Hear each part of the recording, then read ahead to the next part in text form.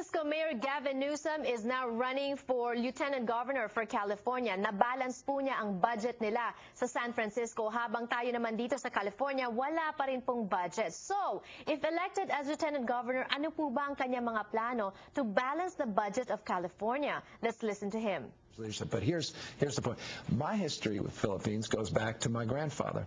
He marched in Corregidor, was a prisoner of war, stood side by side with veterans. And I'll tell you, one of the big causes for me, and it's not a political cause, honestly it is personal, is equity for our Filipino veterans. And it is a disgrace, I mean it, and an outrage that in this country that we have not fully recognized. Obama administration did a good thing, made some progress, but fully recognized the contributions of our Filipino veterans. Tell me, is there anything that's not political? I mean, you know, right now, California still doesn't have a budget. They're saying Prop 8, still there's some political underlinings. Is there anything that's not political? I guess at the end of the day, you can argue that every aspect of our life is give and take, negotiating, listening, arguing, and that we're all sort of political beings in some like, because it's all a system of decisions and trade-offs.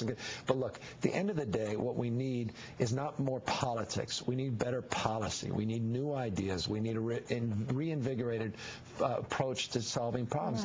And I think what I offer is a generational perspective. It's not as much as a time of life, meaning my age, but a state of mind, an approach that's different than the approach that's in Sacramento, where, candidly, enough. We just, it's not working. We need new leadership. Okay, so let me pick your brain here a little bit.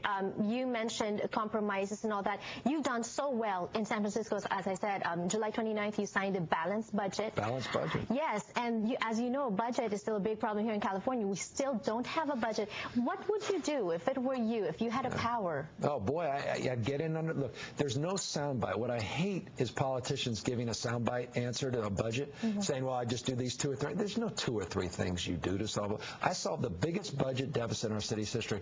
I balanced it without raising taxes, without borrowing, without laying off police officers or firefighters, investing in universal health care, universal preschool, a historic amount into our capital program, our roads, streets, and the sidewalks. We did it by making thousands of small decisions. I literally do not exaggerate.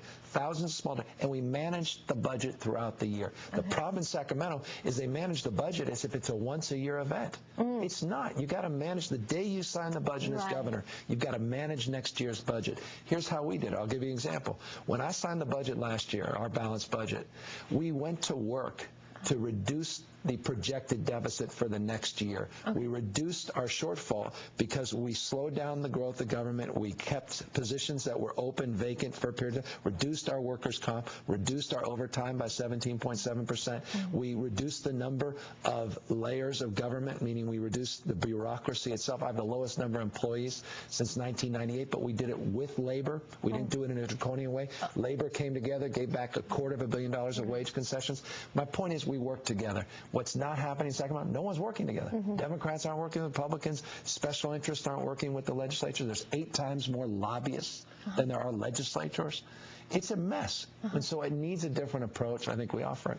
That's why I think you should have stuck with the gubernatorial race. I think also LA can learn from you. Well, I'm trying to work closely with, I have a lot of friends on the city council, the mayor, and, you know, I'm proud of what we did. We're on a budget deficit here. I know. $500 million. I know.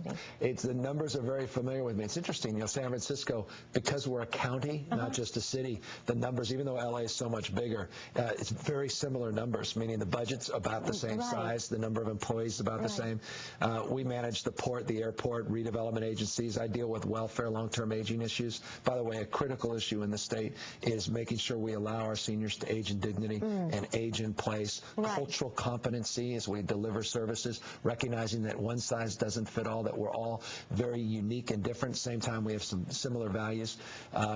You know, we do universal health care in San Francisco, but it's delivered at the community level. And so I think of that issue. You know, a lot of politicians talk about reforms as if they're cookie cutter. The manifestation of reform is nuanced, it's layered, and it's delivered at the local level. What I want to do is bring a local perspective to the state of California, because that, at the end of the day, is where decisions are made locally, good decisions and bad decisions, in terms of the decisions that directly impact our lives. Even if the decision in the state is one thing, that decision is delivered at the local level, and it may be delivered differently. Isa naman po sa mga pinagkakakilanlan kay San Francisco Mayor Gavin Newsom ang kanyang stand in terms of Proposition 8. Ano po ba ang kanyang mga saloobin tungkol sa gay marriage and also civil rights? He connects that when we return. Don't go away.